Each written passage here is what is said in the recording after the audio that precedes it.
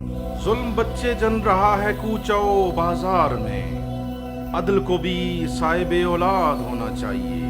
अमन तरक्की पार्टी वजीर आजम से सवाल करती है कि जनाब वजीर आजम, आपने फरमाया था कि कतर से वापसी पर सानिया साहिवाल के मुतासरीन को इंसाफ दिलाऊंगा। आपने माजी में मॉडल टाउन साने पर भी इंसाफ का वादा किया था।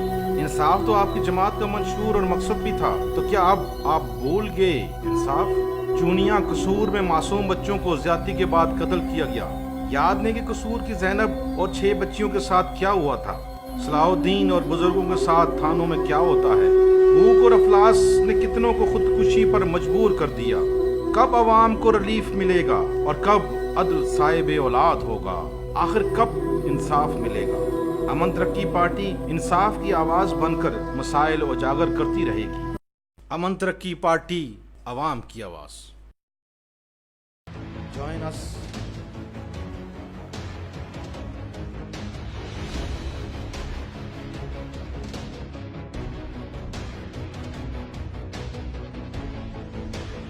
अमन तरक्की पार्टी।